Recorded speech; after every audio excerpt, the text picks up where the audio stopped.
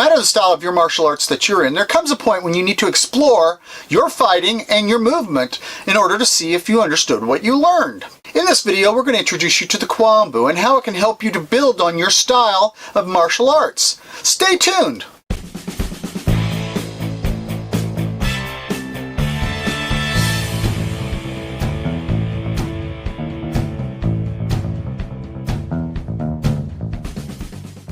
Welcome to Shihan's Dojo. I'm Shihan Marty Husband, and I want to welcome you here today.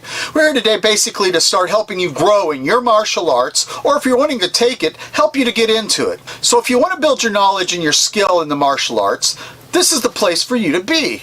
So jab that subscribe button and punch that bell so we can notify you when new videos are coming out. Today we're going to talk about the Kwan Bu, which was basically introduced to me in the 90s by the late Hanshi George Anderson. He was the founder of the Kwan schools, and these exercises were basically created by Hanshi Anderson in his studies of Japanese karate, Korean karate, and Kung Fu, as he codified this system in the 1970s, which he called Kwan Bu. These forms were created by representing the philosophical values of the system, various Chinese hand actions, and were basically the understanding of the major systems such as karate, jujitsu, akijutsu, and kobujutsu. It's widely accepted in most martial arts systems throughout the world: China, Japan, Korea, the US. If you want to understand how these overlaps work, or my version of it, check out my video on how to cross-train. I'll put a link right up here at the top somewhere, and just click on it and go to it if you'd like to know a little bit more. If you want to know more of where to find more information on the Kwan or the Kwan forms,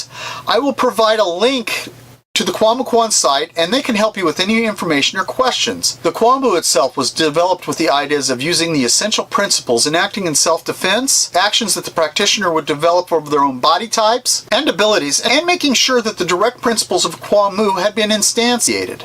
The Kwan Bu exercises can be practiced by a beginner and built upon as you go up in level. They can be very simple to very complex. It's only a matter of what the user has intended for their Kwan Bu. The Kwan Bu does require that a user be able to use his techniques ambidextrously from all directions. These directions are sometimes known as the 8 lines of unbalance in many styles, and are often used to describe movement in the martial arts. I created an earlier video on basic movement, and I'll put a link up here for it, and it'll basically teach you the basic movements of intrusive, reflexive, reactive, and of course the angles on obliques. Today I want to just cover the 4 basic directions so you can get an understanding of how those directions work and start memorizing the exercise. These exercises can be used in a variety of stances from high, medium to low. It's basically based on your own system, and then you can use various techniques throughout your own system. The speeds can vary depending on what the user is trying to create for themselves with the knowledge that they have. We will discuss the aspects of many varying techniques such as proper basics of movements, execution of movements, the appropriate performance at a later date. But for now I want you to get these patterns down so you can start memorizing the Kwan Bu. Kwan Bu is somewhat like a Kata, which is a tool that many martial artists use to perform their techniques of their own systems. However, this is more of a personal setup of systems that is derived in the Kwan Bu. It follows the same basic patterns and philosophies of Kata, like Imbusin, which the line of Kata is, by the beginning at one point and the ending at the same point.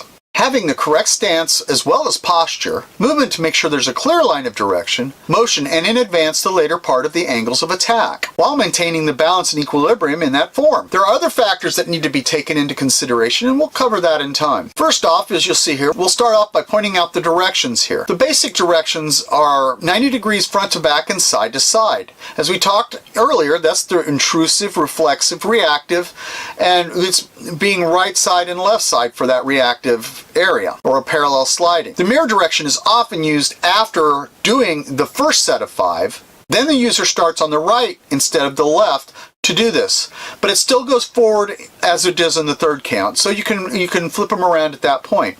It is recommended that you do both right side and left side when you're doing the Kwan Bu to just keep things evened out. The next part we'll talk about is basically just bringing our hand straight out in front of us in those directions so we can get used to them, stepping out into some kind of stance. These stances can be long, they can be mid-range, they can be short, with the hands arcing straight up in the air just a little above your head. The practitioner must also try to make their movements steady, and they don't change their height while they're doing these movements. This practice is just to facilitate your movements in the proper directions, which has to become ingrained in your mind for later advanced actions that you'll you'll try to add to the Kwan Bu. In doing that, you won't have to think about the actions or the movements. From there, you can change into a push-out type of action with your hands. In doing it, you'll actually move them forward and not keeping them straight as you did in the last exercise. This drill that we call push-outs, and sometimes startup, if the practitioners are familiar with the Kwan Bu, will allow you to get the feeling of movement while your hands are actually pushing, and while trying to keep them smooth in their movement and stopping once you reach the end of the technique at the same time with your feet and hands. You need to make sure you're practicing the right locks when doing these techniques so you can learn to have the proper strength and mobility. The very nature of this must be salubrious to facilitate power training. And again, it is also recommended that once the set is done, you go ahead and do the mirror set that we talked about earlier. This should help to continue to facilitate your mind in being able to move in different directions and move smoothly and easily. Once you've gone over this practice several times, you can begin to add some of your own basic techniques that you need to work with to create your own Kwan Bu. This is not a full Kwan Bu, but it's important of transitioning each direction and should be started before you do the actual Kwan Bus. In this example, we're going to use an ordinary reverse punch and try to keep within the parameters we have set for ourselves. Once you've gone through and practiced this several times, you can begin to add some of your own basic techniques from your style or what you do that you need to work with or create for your Kwan Bu. This is not a full Kwan Bu, mind you. We still have another set to get before we can actually call it the full Kwan Bu directions that you're using. We will later discuss the adding of basic techniques to the full Kwan Bu, such as combinations and other basics. We will also cover your Kwan Bu and what you should expect from your Kwan Bu when you're trying to perform it. One must be dedicated to these exercises. I think some of the great martial art and other practitioners will consider these exercises of some benefit. Later, these can be used against opponents to test whether these techniques are working with opponents in multiple directions. Check out our TAP series. We talk about how to prove your techniques and what you need to do it properly. I hope you take this very seriously when you're practicing.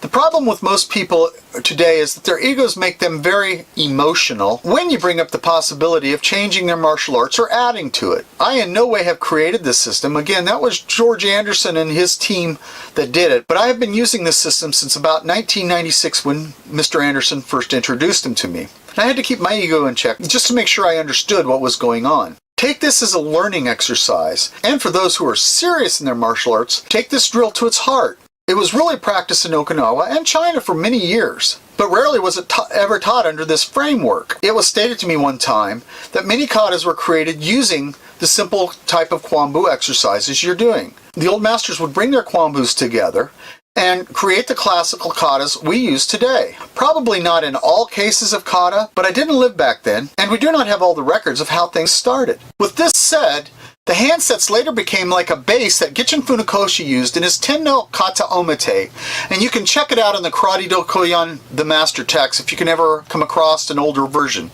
So I hope you've enjoyed this video and learned something. And if you want to continue to build your martial arts in your own style, and if you haven't done so already, jab that subscribe button and punch that bell so we can notify you when new videos are coming out. And if you have a question, comment down there. Let me know what it is. This is why I'm here, is to help you as martial artists. Thank you very much for your valuable time, and we'll see you here again on Shihan's Dojo.